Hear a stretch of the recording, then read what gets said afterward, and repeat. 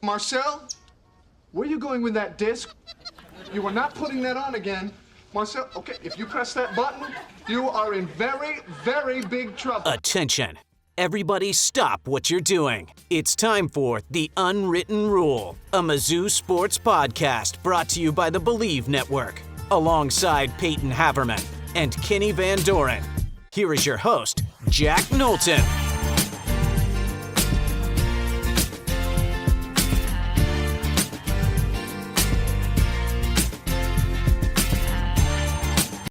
Welcome back to The Unwritten Rule, presented by FanDuel. Today is Monday, January 19th, and another day, Payton, another different result for Missouri on the basketball court. Is this team good? No. Is this team awful? I don't think so.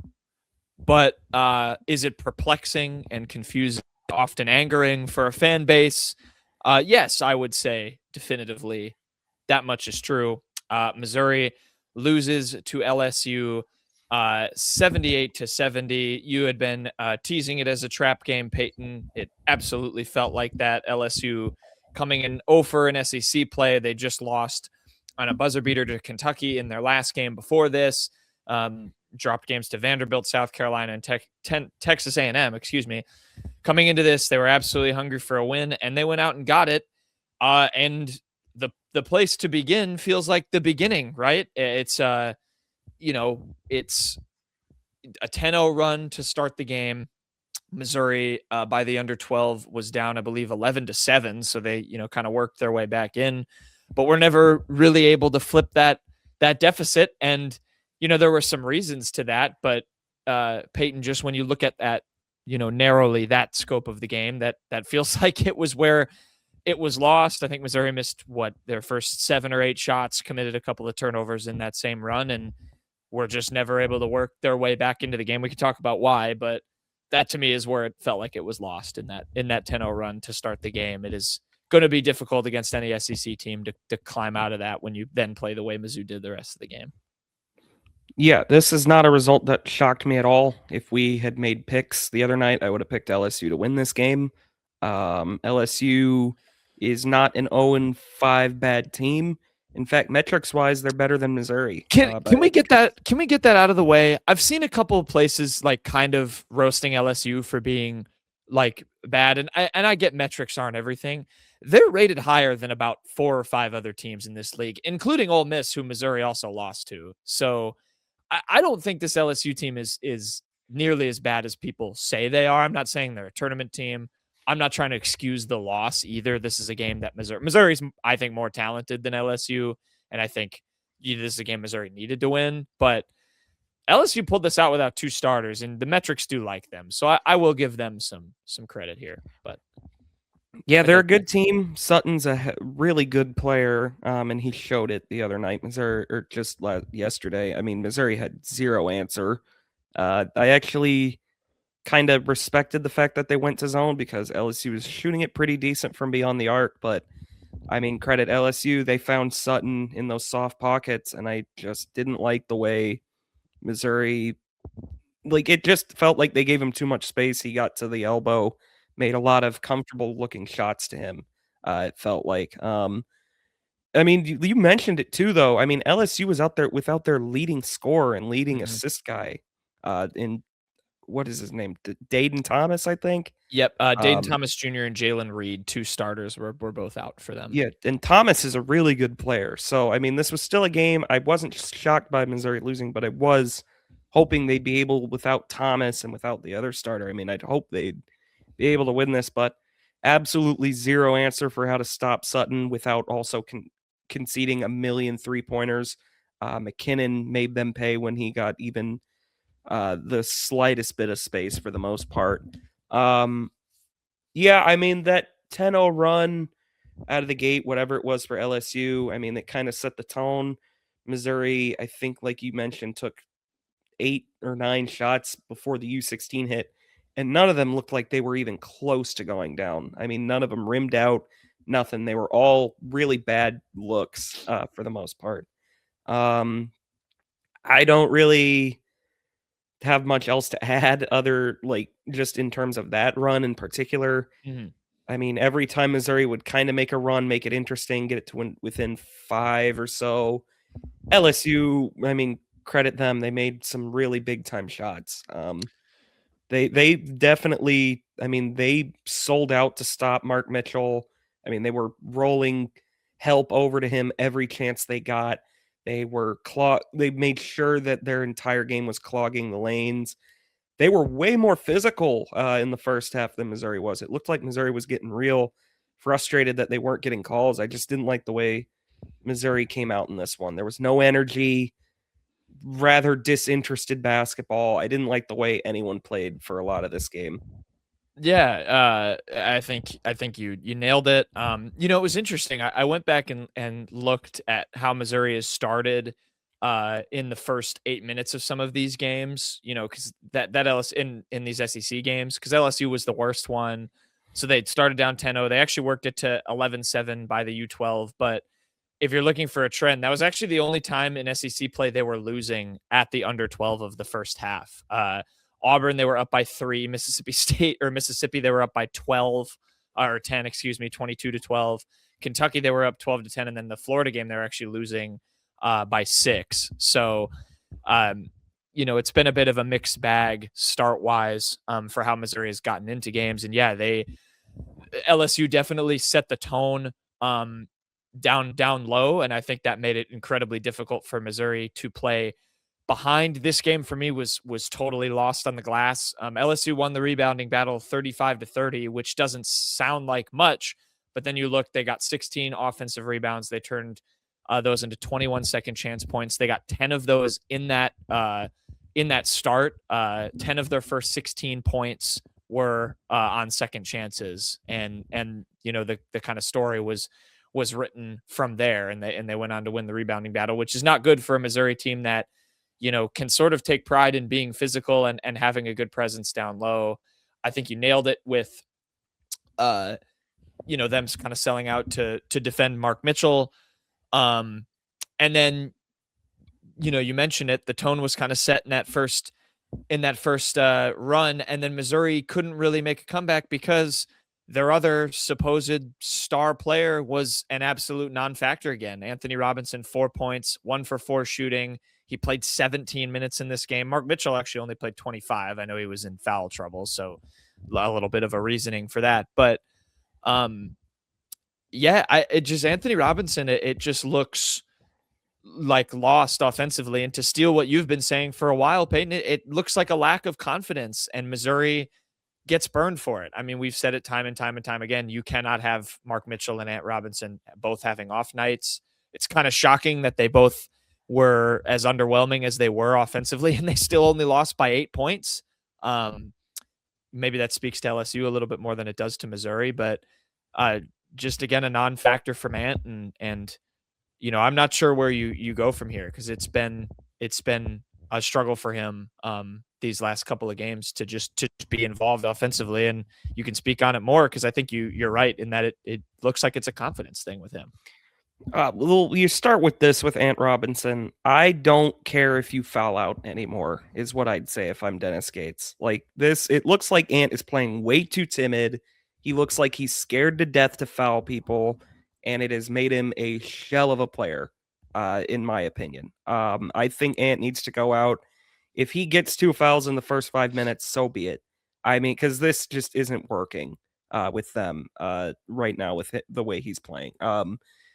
Because now teams are just, I mean, you saw it. Mitchell has an excuse. Mitchell got into foul trouble.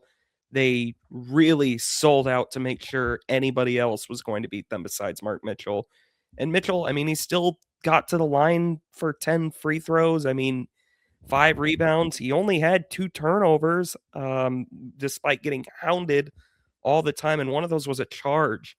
So, I mean, he really only got the ball stripped from him one time. And I don't even, maybe they were both charges. I don't remember the other one. I just know one for sure was a charge. But Ant has just simply, since the Florida game, and I'll give him some credit for Kentucky because he did have like 10 assists in that game as well.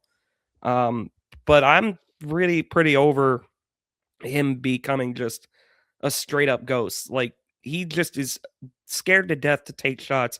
his 1 3-point attempt, he looked like he was really like he did not at all want to take it. Like he looked like he was just like, well, I guess I have to take this. I mean, he got benched with like 18 minutes left in the first half. He came in for like a 30-second stretch, like with 6 minutes left. But I mean, he earned it. He did not play well at all yesterday. And the problem with that is I'm going to lump T.O. Barrett in here. Like, people may think he had a good game with the 11 points. He got to the line a lot. I didn't like the way he played either. I mean, he turned the ball over 5 times. They don't have a point guard that I think they can trust right now. I just think the point guard play is really holding this team back. I really wish they had found a way to get another guy that was comfortable running the point. Well, and I think that's hard to say because we thought that guy was going to be just Anthony Robinson, and everyone assumed that was just going to be, everyone was writing that off as it was going to be fine and he would continue to improve. But I think you're right. I think you're right about T.O. Barrett. I mean, I stand on the fact that he does some, good stuff offensively when he sees the right driving lanes and can attack. And I think he deserves a little bit of credit for, sort of finding, his shot, making some headway in the paint when Mizzou was really struggling down there. But you're right. In terms of running an offense, you just can't trust him. He just turns the ball over too much. And you hope that improves, because if it does, I think he'll become a much better and more well-rounded player. But, he is not a starting lead guard for an SEC team right now. He can, be a little bit of a bench impact guy. I think we've seen it, but I think you're probably right to lump him in. And that, that kind of helped sink Missouri. I mean, they had 12 turnovers. LSU had 7. So, you talk about that presence on defense with Ant, like maybe being a little bit too timid, too scared to foul. He's not being as active. He's still averaging like 2 steals a game, which, you'd like to, that's kind of supposedly been his calling card. So we'll see how that goes. But I think you're right with T.O. And then you get your usual Dennis Gates perplexity lineup. I think there was a time when it was Boateng and Randall. And was it Sebastian Mack out there with all? Was it all 3 of them? No, he at wasn't once? out there with all of them. No. But there were a few lineup things. There was a lineup that had Randall, Boateng, and Barrett in it, and I was like, there's no chance. That's 3 guys that if they take a shot from outside of 5 feet from the hoop, it's not going in. Right. Trent Burns made a cameo in this game in the second half when they had to go to the bench with Mitchell. I mean, he didn't do necessarily much negative, but he's a +7. Didn't really impact. I would have played him more. Okay. Maybe cut Randall out of the rotation and give him some run. All right. I like that. I like that take. But yeah, Sebastian Mack reappeared 2 minutes. Didn't find a way to impact the game much. Trent Pierce did his thing. I mean, he had 9 points. He went 3 of 4 from the field, 3 rebounds, no turnovers. Did also run into foul trouble. So again, that just hurts Mizzou.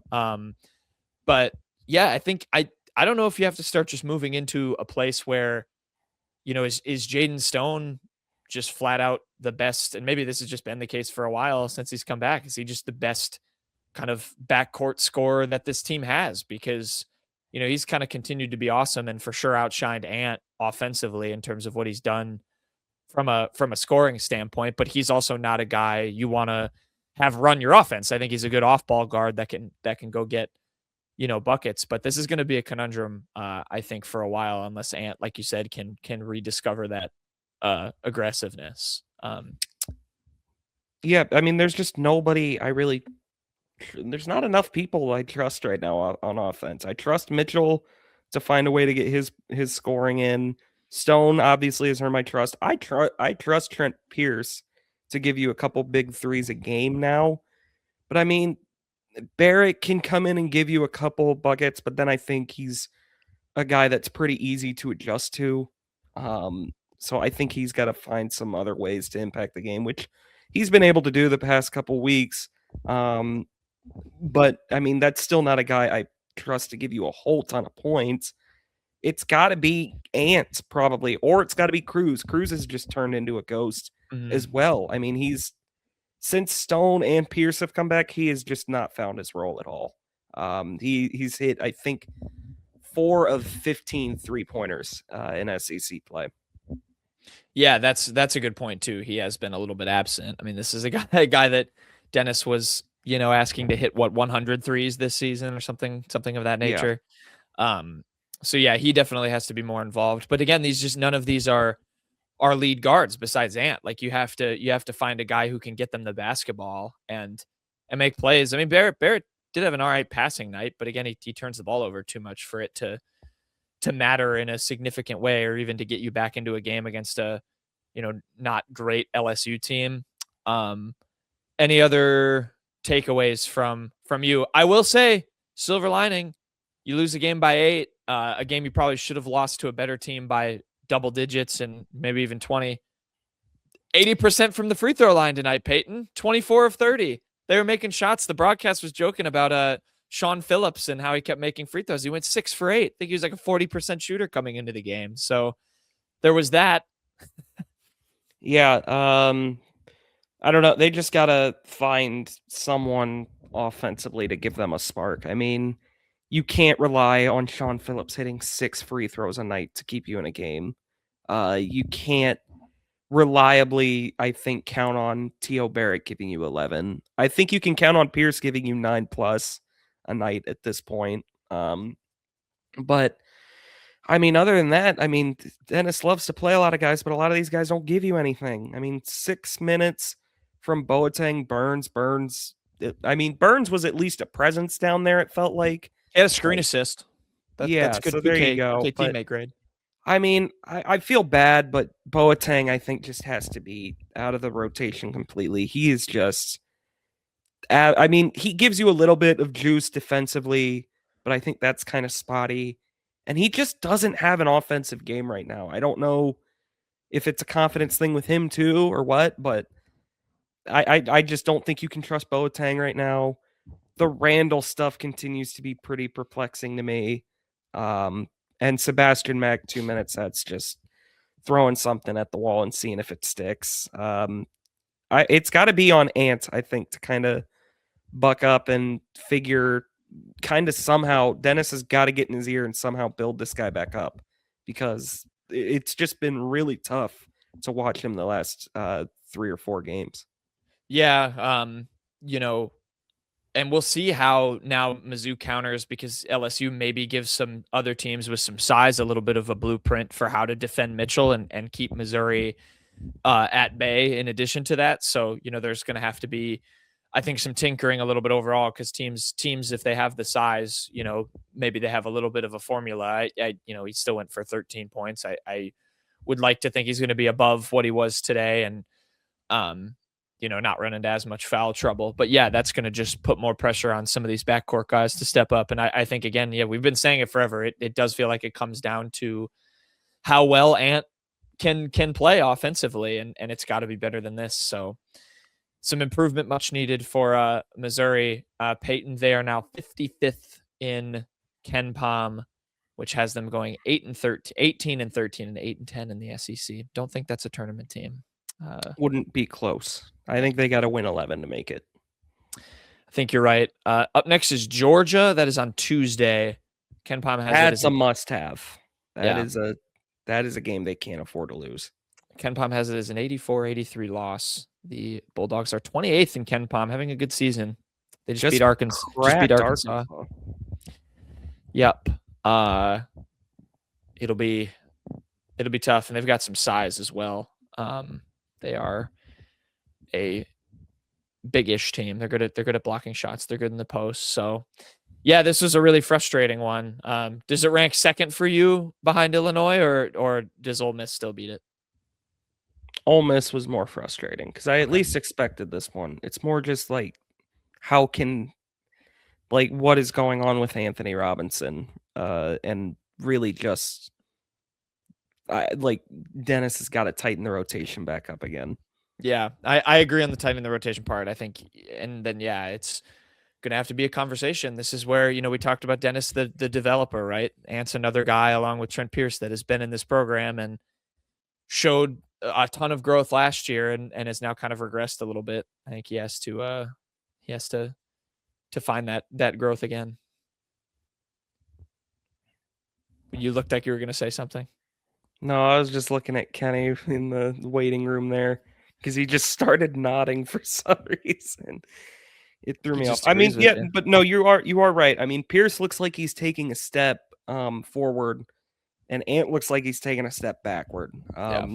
Again, I think you got to kind of just tell Ant, like, I'm gonna throw you out there. If you foul out, you foul out. Like, you have to just play assertive again. We will see how Dennis tinkers with the rotation and how Ant kind of responds to this little stretch here. There's Kenny Van Doren. Do you now you're here? Now I'm going to put you on the spot. You can't just say nothing. This is a podcast. Yeah, but put me on the spot for what? About the game. What did you think about the game? I don't know.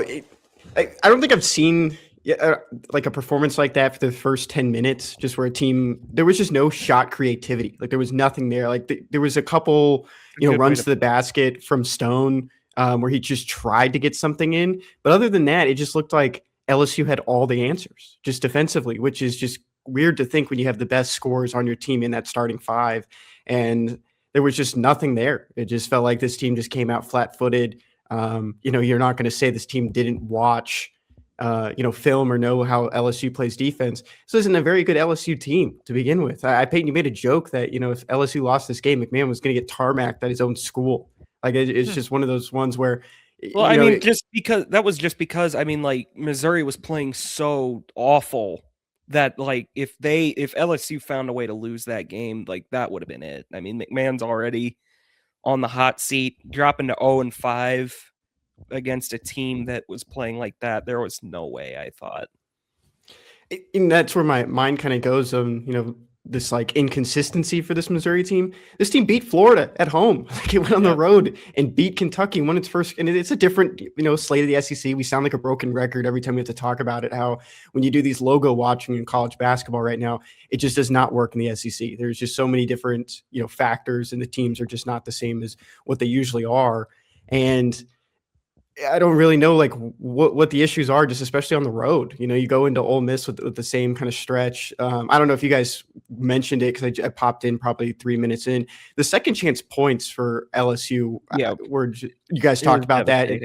Yeah, and then the getting out rebounded. Those were both SEC highs. The offensive rebounds allowed by Missouri and the second chance points was the most they've allowed in both categories in the SEC this season.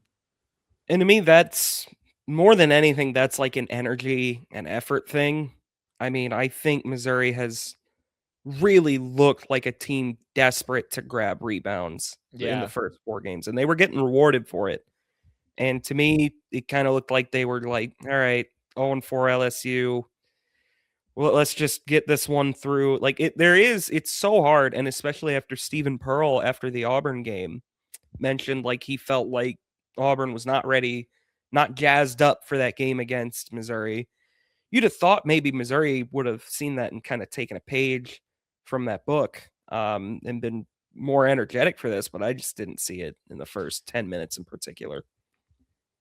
Yeah, you do see games like this a lot in the SEC where it's like it's the 2:30 Saturday, maybe you got a big win in the midweek, and teams, it is a hard thing to then refocus and get as excited for the next game as you did for the one before, especially some of those weird 2:30 tips. It's not an excuse. I mean, these are you still have to come out and do it, but it's not an excuse, no doubt about it, but it is. You do see this not just with Missouri but with some of these teams where maybe the atmosphere is a little bit dead, but there's all sorts of factors, but that doesn't change the fact that Missouri is the more talented team and should have won this game. And yeah, Kenny, that's a good point you make with like the rebounds are a good articulation of that lack of energy.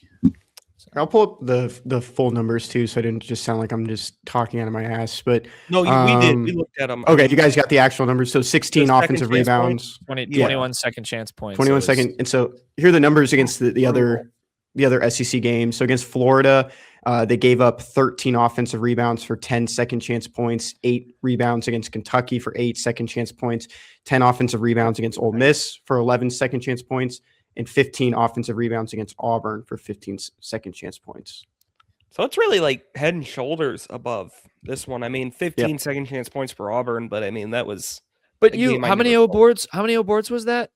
15 for 15 against Auburn. So, I mean, if you do the math on that from like a points per possession standpoint, that's possession. Yeah, it's that's not bad. That's not it's that not bad. that bad. And No. that's one thing, you know, I'm not trying to make this about that, but when I covered Alabama, that was one thing Nate Oates said all the time was like, he didn't really mind giving up. He didn't like to give up a lot of O boards because the defense would get tired.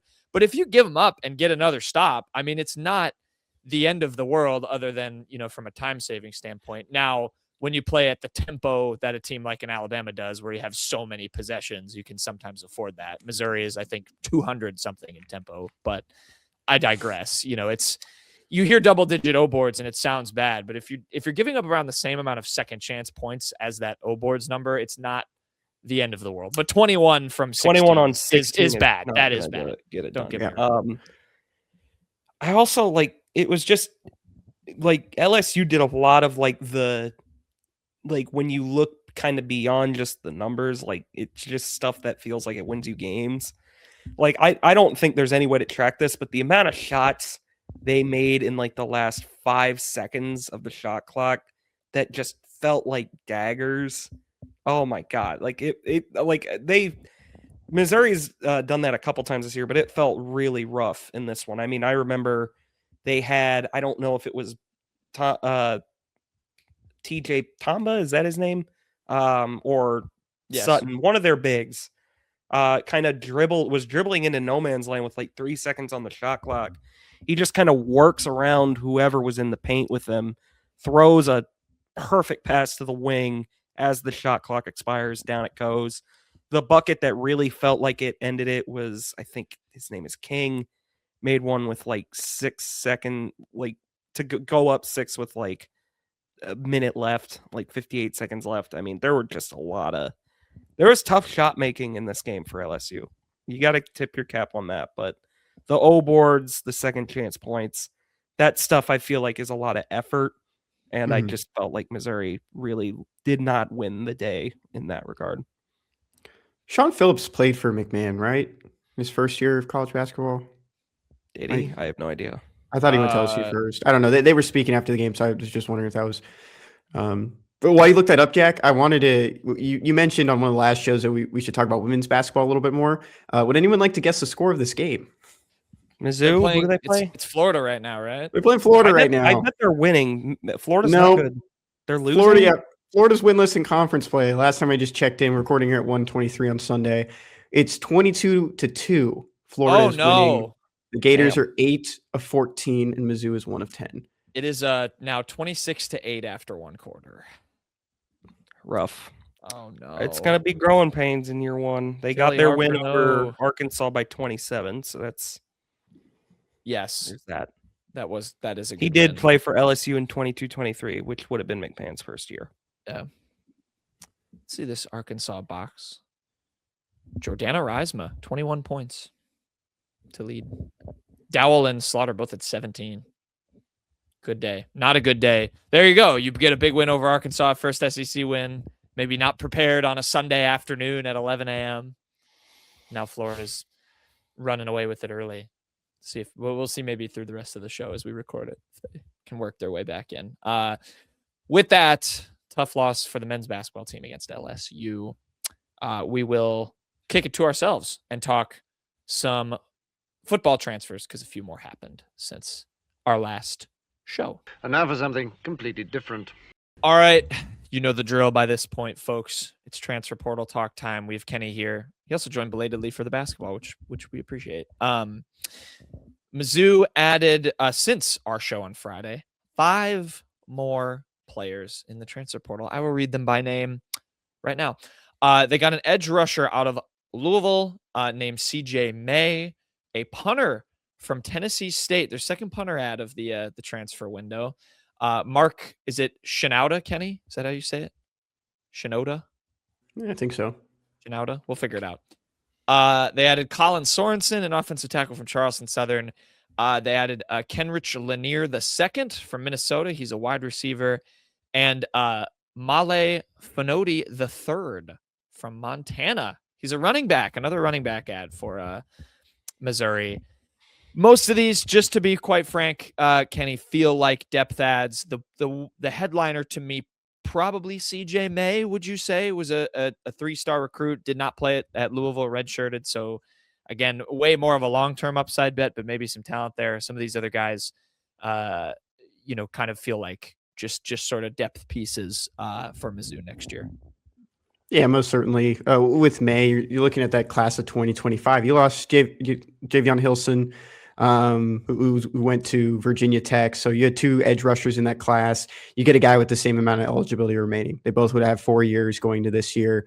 CJ May didn't play at all, so we don't really know what to expect, but it is good to just get another young guy in the room. A lot of this looked like it was by design. They have a lot of younger guys coming in through the transfer portal as well, while still trying to get impact players, trying to build out that roster. You can go up to 105 scholarships. Do you expect that? Probably not. I mean, you can just dish out scholarships to guys that would be walk-ons in the past, and you get depth. You get guys with eligibility, guys who probably want to stick around just to be at that SEC level. A guy like Colin Sorensen, I think, is pretty intriguing because he kept promoting when he was in the transfer portal that he does have 3 years of eligibility remaining technically because he could redshirt, but he started this past season and most of his freshman season at Charleston Southern. And I mean, he has a history there of being on that offensive line, being a tackle. I'm sure he'll redshirt this season, maybe be on the 2 deep, just at one of those tackle spots. Just you have an experienced guy on there. But I wouldn't expect too much from him because you could probably get 3 years of eligibility out of him. The other ones, it is very much depth. You look at Kenrick, he was didn't really have probably the best career, probably what he was expecting at Minnesota. He comes in, Payton, you were comparing, I think, Horatio Fields to an Ole Miss transfer wide receiver a couple years ago. Dennis Jackson. I think Lanier is a little bit more of that Dennis Jackson. He just really hasn't shown it just yet, but he is going to be, on that depth chart, I would imagine, coming into this year. Definitely probably not in that starting role. I like Fanotti. I think this one's fun. I spoke to him, and he's originally from Hawaii, and he got to talk with Corey Batoon and Jacob Yoro during his visit, and it kind of eased his parents' mind about moving even further away from home because he was playing in Montana. Jacob Yoro played at Montana, so there's probably some good conversations there as well. But it was kind of helpful, to have that connection. And then just the last one too about Shinoda coming over from from Tennessee State. Yeah, I kept getting those confused. I thought it was fun. I did talk to him about his 82-yard punt. He was just saying, I just wanted to try to flip the field. And then he saw the returner turn his back and was sprinting to try to catch it like it was a fly ball in center field. And he was just not expecting it. And he's got a leg on him. I don't necessarily think he'll be your starting punter because Bruno Reese probably has that job at the moment. But this is better punter depth than you've had in years past. This is a really good move, in my opinion, just to have a guy that has pretty good numbers from his time at Tennessee State, and I think special teams is kind of trending in the right direction with the players in the room, especially just on paper. Whoa, that's a big admission on our show. From a special team standpoint, we have not been the most vocal supporters or ardent supporters of the special teams. Payton, you have any thoughts here? Shinoda, the most viral of the group, maybe the highest upside based on the sort of recruiting profiles, but I think it's interesting. Braylon Henderson entered the portal. I mean, if you'll remember, notably, Kenny predicted him to Missouri in our group chat. So interesting to see him because we figured he's out of eligibility. I suppose he's trying to get a waiver. Mizzou could use some D-line depth. So I don't think he'd be coming back. Yeah, I don't either. I'm just saying. Did he play? He played like 4 games, maybe. He really started trending in the opposite direction near the end of the season. Jalen Marshall moved ahead of him and didn't really see much of Braylon Henderson. But he's a smart guy. He seemed like very football, knew a lot about it. People liked him in fall camp going into the season. Just kind of slipped down the depth chart. I think, honestly, if you're a Missouri fan, you probably do want to see something like Marshall passing him up, though. I mean, Marshall's a guy I think you're hoping is, at the very least, a Marquise Grossi all these past 2 years role for Jalen Marshall. Do you want to feel old? Yeah. Uh-oh. This is last year of eligibility, isn't it? It is. What was his freshman year? 22. Yep, our senior year of college. Oh my God. Oh Lord. I remember like being kind of excited about Jalen Marshall. It felt like we heard a lot about him every camp. He's got to cash in the Caden Proctor stopper stuff this next season. He does. He Really- should put that on a shirt. Really blossom into a big time player, because that saved Mizzou from breaking the internet. I did have some stats. I didn't read any of these, but May, he obviously didn't play. He was the number 82 edge in the class. Shinoda, you mentioned the 82-yard punt. Kenny, he had 18 inside the 20 last year, 62 punts, 42.9 yard average. Sorensen, I looked up his PFF, 67.9 pass block, 59.6 run block for the offensive tackle. Lanier, 3 catches, 79 yards. Obviously not involved too much with Minnesota. And then Finoti, 48 carries, 184 yards, and 4 touchdowns with the Grizz. What am I supposed to be looking at here? He's looking at Justin Bodford. Oh, Middle Tennessee. Yeah, I was gonna get to that. That's part of my quick hits actually. oh, nice. I just Check the show plan, man. I didn't put it just on there. saw Yet. it. It was It's like not a his jump fault. scare. All right, fair enough. Kenny, other names, things to keep an eye on. Now the portal, of course, is closed. I'll have a notable thing about that in my quick hits, but the portal's now closed, so you have your kind of pool of players that are in. Obviously a majority of whom are kind of committed. I guess you could still have some stragglers, but what is Mizzou's outlook now with the portal technically closed at this point? It is closed, but I mean, you could have entries up until Wednesday. You have 48 hours to process entries, and tomorrow's a holiday. So Monday, when people are listening to this, is a holiday. So the schools don't have to do it. They have 48 hours. They could do it all the way up to Wednesday. Guys could still jump in. You probably want to get somewhere soon because Mizzou starts classes on Tuesday. I don't know what the deadline is to drop classes. You want to get your credits in and get those schedules figured out before you are on campus and probably committed to somewhere as well. Some, a couple names out there. Chris Graves, cornerback from Ole Miss, visited this weekend. Still kind of just waiting for him to probably announce something. It sounds, like it's going in Missouri's direction. Caden Lee, wide receiver, between, going back to Ole Miss if Trinidad gets a waiver. But, I mean, that could happen tomorrow or it could happen, in a couple of weeks. We just don't know, how that's going to work with Trinidad Chambliss. So, yeah, I would, probably keep your eyes on Caden Lee as well, wide receiver from Ole Miss.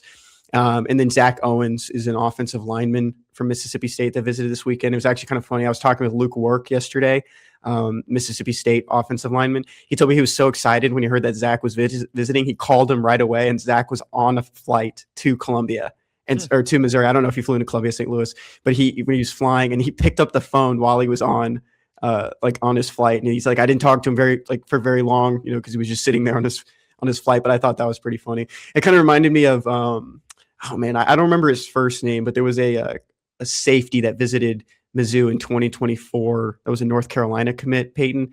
His last name was Butts. Oh, you remember? There were 2 of those guys, weren't there? Yeah, but the one that was offered looked like he was going to come to Mizzou, but he ended up just staying with North Carolina. I remember I called him after his official visit just to recap it, and he was on a plane, and he was like, "Hey, I'll call you when I land." And I was like, "It's just so funny that you can just answer calls on planes now." I had that happen once with a rookie who's now in the NBA. One time he answered the phone on a plane, and all I heard was, and I was like, "Oh," and just his voice, it sounded like you're listening to the pilot, and then there was just like, "I'll call back." Mm-hmm. If you're wondering about Taj Butts, by the way, this past year at Duquesne, 79 carries for 578 yards, 4 touchdowns. Oh, 7.3 yards a carry. It's not bad. It's not bad. Good for Taj Butts. Yes, Kenny. I'm trying to find him. Just give me 1 second. This will load. This is elite okay. podcasting. Oh, this is not loading. The other one flipped to West Virginia. Javion Butts. Yeah, the other one did go to West Virginia, but Javion Butts was the one I was thinking of. Nice guy. Shout out Javion Butts. Is he still there? Yep. Still says enrolled. Nice. Thought that Kenny was going to unmute and say another. That was like a Roblox discourse. Shout out to Javion Butts. Shout out to the transfer portal. It is quite a time for for everyone in college football. There's your updates. I'm sure we'll have more. We'll see what happens with Graves, some of the other movers and shakers that are still looking for their next spot. We'll see how Mizzou stays involved. For now, we will segue and finish this show with quick hits.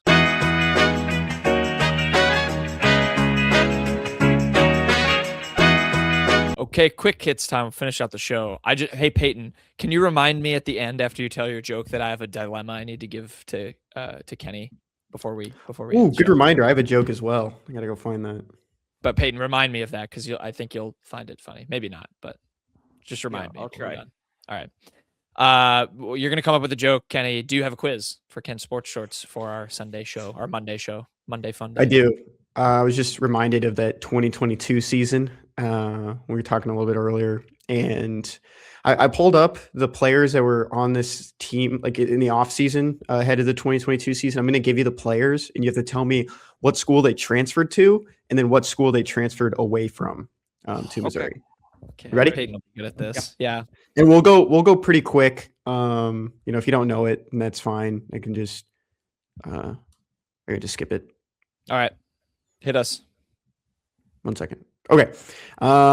Started off. Messiah Swinson. Go, Transferred Payton. to Arizona State. Correct. Yeah. Jamori Macklin. Transferred to North Texas. UNT. Yeah. Correct. I don't know this player, but Jamie Petway, linebacker. Is he a linebacker? Yep. He transferred from a Sunbelt school, I think, or a CUSA.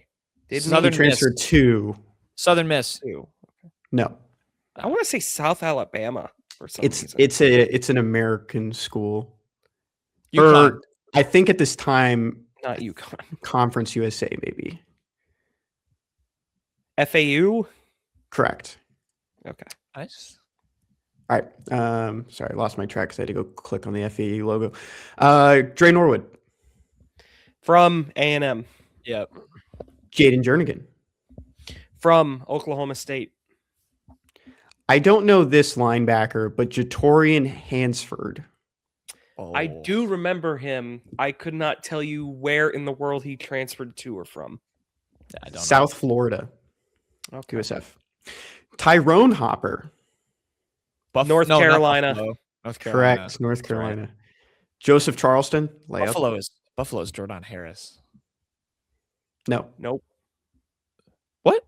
Was he Jordan not- Harris has been a Missouri Tiger the entire time. Entire career. Who came from Buffalo, the tight end? We'll get there. Olgar and Tyler Stevens. All were right. from Well, Buffalo. that was my next Stevens. ones. Yeah, Stevens. Sorry. Joseph Charleston. I know this one. Do you know it? It's a big one. There was a run on these players for a while. Yeah. It's not Clemson, is it? It is Clemson. Well done. Yeah. All right. Connor Bazelak, and I will preface this, he was a 4-star transfer at the time. It was Indiana, and then it was Bowling He was, Green. yeah, I mean, he was SEC Freshman of the Year. He was two Yeah. quarterbacks removed from. He was a 4-star in high school, too. He was 2 quarterbacks removed from Mendoza. 3-star on Never here. forget. Yeah. Let's see. All roads lead to Mendoza. Um, No, that's see what it definitely says in not high true. school. Nolan. Yeah, he was ESPN 4-star, No, 191st. Wasn't There it? was, It was Sorsby. There was another guy. There was no. It was. Rourke, It was. and then- It was Rourke, Sorsby, and Penix, and then Bazelak. I think. no right? Bazelak. No, was after- Bazelak was before. No, he Yeah, was Bazelak after- was after Penix. But there was another guy besides Sorsby. And it was Rourke, and then Mendoza. Oh, there's another guy. There's another guy. There's Sorsby another and guy? this guy split starts. Oh, jeez. All right, here's a fun one. That team used to be And they- terrible. Here's a fun one, and his full name is listed on here, which I didn't even put this together that this is his full name. But Ishmael Burdine. Oh, Ishberdine. He went to TCU. He did. Yep. I'm actually going to check this real quick. I'm going to slow down the quiz. Slow Oh, down. Twitter account no longer exists. I was going to see if his header was still the NFL No, it's draft. not. I looked once. The It's draft not still the podium. That's NFL that's draft. right. Okay. Sean Robinson, He TCU. went to Where you- TCU as well. yeah. No. He came from Kansas TCU, State. From TCU. Went to Kansas State. Kansas Yeah, State. yeah. A lot of purple. A lot of purple in there. Makai Wingo, LSU. correct. Nate Pete, Hey, Pete From- was I know Was where he's from. Do you know? Georgia State, right? No, No. sorry, I'm thinking of Marcus Carroll. Pete was was it Stanford? Yes. Correct. Daniel Parker. I know God. where. I don't know where. Go ahead. Boomer. Correct. Oh, he was at Oklahoma. This is the last one on here, but I'm just going to do them before some of these other ones. But Simi Bakari. He Georgia. went to, no, he did not go to No, Georgia. wait. Who was the recruit that went to Georgia that we saw? Mpemba? Yes. Yeah. Sam And he went to Mpemba. A&M, right? I'm Where thinking did of him. Bakari Yeah. go? I know the answer. I know it. North Carolina? UNT. No. No, it's school, isn't it? No. Kirby Moore is your hint. Washington To State. Washington State? No. Boise Fresno? State? He went to Fresno State, yes. Fresno State. Tyron Hopper. Florida. Yeah. Snoop Reeves. That's a fun one. Quavian, right? Yep. But he went by Snoop. I don't Florida remember. again, I think. You said Florida? Yeah, again. No. Maybe I'm thinking of like another. There was another, I believe. Man, I'm already losing his name. Who is it? Coastal. Oh. Jamarian Wayne before it was cool. That's what I was thinking of. Benjamin Key. God No damn idea. it. We had this. I forgot. It's Montana. UNLV. UNLV. Still on. UNLV. So dumb. I forgot already. Yeah. Stacy Brown. No I idea. remember this guy, but I don't think he know ended where up it went. anywhere. Yeah. He just transferred and then didn't land anywhere? Yeah, he got in legal trouble before. Oh. So I don't think it worked out for him. I don't know. Josh Landry. This is a fun one. Oh, Baylor. Correct. Oh, nice, Payton. Christian Williams. Oregon. That's right. JJ Hester. He went to Oklahoma. Correct. Chris Sharon. Don't know. No idea. UConn. He was a cornerback. I don't remember him. Never heard Nope. of that. guy's Yeah, name. don't remember him. That's it. Good job, guys. Good job, Great. Payton. Fun. Payton Should do cooked that there. more often. All right. We've got Tigers in the Wild. Kenny, I know you're anxious to share this one. Who's your Tiger in the Wild? Yeah, this was a long time coming. My Tiger in the Wild goes to Tavorus Jones, who committed to UTEP. I think we all could have imagined this. He was really close with Aaron Jones in high school. Of course, a couple years separated between them, but I remember there's some good stories about it. And I texted Callum McAndrew yesterday, friend of the program, and I said, "Do you have that link to your Tavorus Jones feature from the 2022 season?" He said, "I honestly forgot I wrote that." So he didn't get to, and I brought it up to him before, but I think he was just being funny. But I was trying to find it. I couldn't find it anywhere. He said he even researched it. He couldn't find it. And I was going to say, maybe the St. Louis Post-Dispatch deleted it. And I was like, that would have not been very nice because it was a fun story. Hopefully I can find it. I want to share it on the Unwritten account. But I think this was a long time coming. Very cool for Tavorus to go back to his hometown of El Paso for his final year of eligibility. He's a guy I don't think many would, have any ill will toward for transferring. He had 1 year of eligibility left. He did what he needed to do at Mizzou. It didn't work out probably what the expectations were with him being, 4-star national guy. But Missouri really liked him. He was a good running back depth. He was a real, a fine special teamer. Recruits loved him. Even like some of the recruits like Maxwell Warner, who's just actually enrolled or arrived at Mizzou today. He posted Mizzou today. He posted Tavorus Jones on his Instagram story, and he was hyping him up for this next chapter. So a lot of guys really liked him. He helped out a lot in official visits for high school recruits. Certainly not a guy I fault. Like, this is how the portal probably should work. I agree. I'm excited for T-Man. So Hope he good for him. starts. Yeah. Hopefully he can have a nice season with his last year of eligibility. Payton, who is your Tiger in the Wild? Cover your eyes, you two, because my Tiger in the Wild is going to be Jason Crowe Jr. He was named the Rivals MVP at the Hoop Hall Classic Day 1 top performers list. He dropped like 48 points, which I believe is a new record. There you go. You see it. The two haters, like the cowards they are, have run and hid. They can't face the thunder and reality that this is going to be a guy that starts from opening tip of the season. Jason just Crowe think Jr. everybody has to earn their minutes. Everybody has to earn their minutes. Jason Crowe Jr., best scorer in the country. What else is there to say? The doubters will not be allowed on the bandwagon. He is above an Arkansas guy, which is exciting. They played against each other too. Torrey infuriated.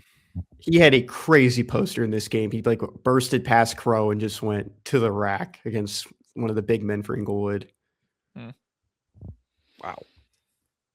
Sure, I'll actually find it. Maybe we can be. You guys want to be an Arkansas podcast? A couple of uncommit, non-commit. No. Do you guys see with these two listeners? You hear these two?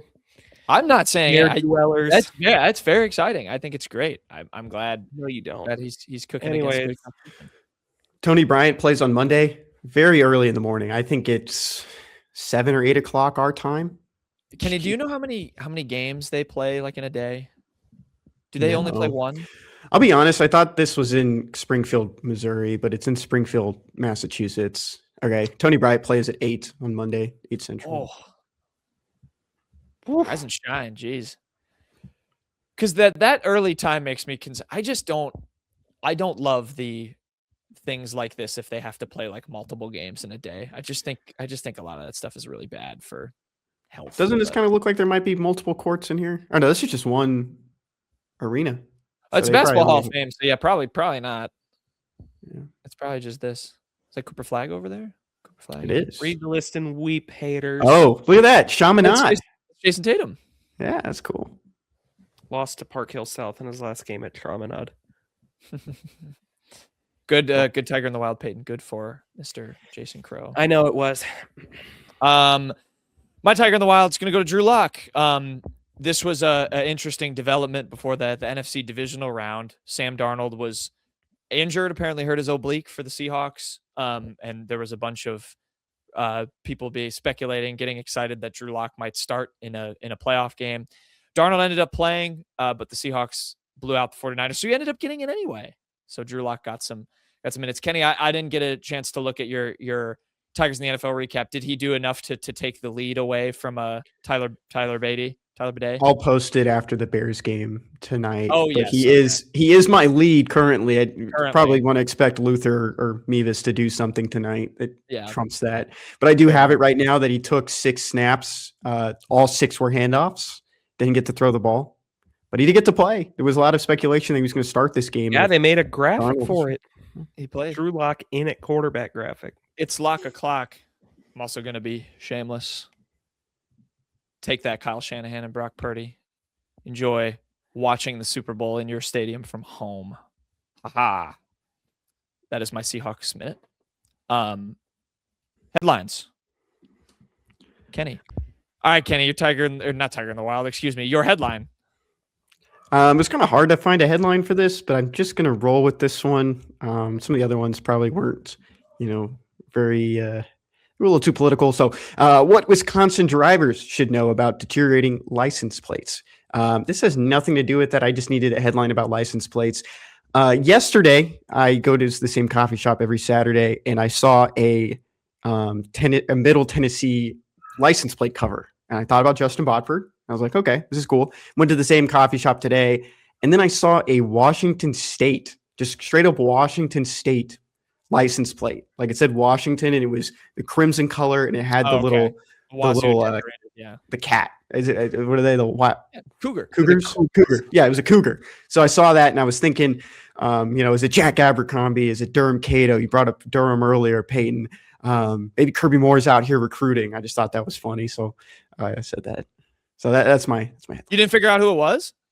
No, I mean they were driving too fast. We're speeding. Oh, they were driving. Oh, okay. Degree in journalism, by the way. You didn't Not investigative. You didn't tail them, follow them to wherever they were going? I ran them off the road. No, I didn't do that. You do give me some concern with this headline. I have a Wisconsin license plate, and now I'm worried it's deteriorating based on. That kind of looks like your license plate. Well, yeah, I mean, yeah, they all look pretty similar. I'm gonna have to, I guess, do some research. Okay, Payton, your headline. My headline comes from ESPN. Broncos QB Bo Nix breaks bone and right ankle, out for playoffs. I've never seen anything like this. The Broncos got an unbelievable win in a classic of a game. And it's completely dampened maybe 30 minutes later when Sean Payton just comes back into the press room and goes, I came back because I liked you guys so much. Haha. Actually, our starting quarterback's out for the year. I've never seen anything like that happen. It apparently happened. He said second to last play of OT. I believe he meant second to last, like, real play. It was the run to the left, and I was sitting there watching the game. Yeah. Yeah, I was thinking about it. I was like, what's the point of this play? He runs to the outside, to the top side of the screen, and just kind of falls down because he gets hit too. I was like, what are you doing? I remember watching that play and thinking that sucked. You push the field goal back 3 yards, and then you're putting your quarterback in harm's way. And it didn't. He kind of got up and it looked like he hobbled a tiny bit, but it wasn't enough to notice it in the moment. I mean, that's then when they he had him broke the throw ankle the on? ball to Mims that had the penalty. Then he kneeled, and then they kicked it, and that was it. And he spoke like with the was it CBS, the CBS sideline reporter after the game, and he seemed fine. There was like no notion about what the issue was, if there was an issue or anything. Yeah, man. Yeah, that is. I just can't imagine how gut wrenching that must be to win a playoff game like that and then hear that news. So it's Jarrett Stidham, right? Is their starter? Yeah, I mean, careful what you wish for. Sean Payton, say what you will about him. He's a genius head coach, just one of the best ever. But it does feel like the Texans-Patriots game is the AFC title game, in my opinion. That make you nervous, Kenny? No. I mean, I don't know. The game just started. So it's Stidham. Do they sign Phillip Rivers? No, they can't. Do they sign Paxton Lynch? Did they really? No. Oh, okay. I said, do that. Me and Paul were at it. I sent a photo in the group chat yesterday of him in his Memphis apparel, and I said, like, you don't have to look far, and no one interacted with me. I thought it was funny. I didn't see it. I missed that one. Yeah. I like niche humor like that. Can you not sign a quarterback? You can't sign Phillip Rivers. He's under contract. Yeah, Phillip Rivers has not been released. With the Colts. I don't even think he would be able to sign. Cam Newton? What's your headline? Well, maybe they could sign this guy. Maybe they could they can't. That's kind of the whole point. Well, I don't know because there's no rules in college football, so maybe they'd figure out a way.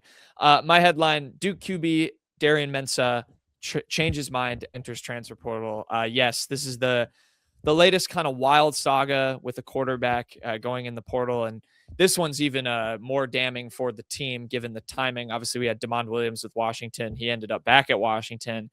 Darian Mensah entered the portal right before it closed. He was Duke's starter. I believe they also let their backup already left too, went to Missouri State.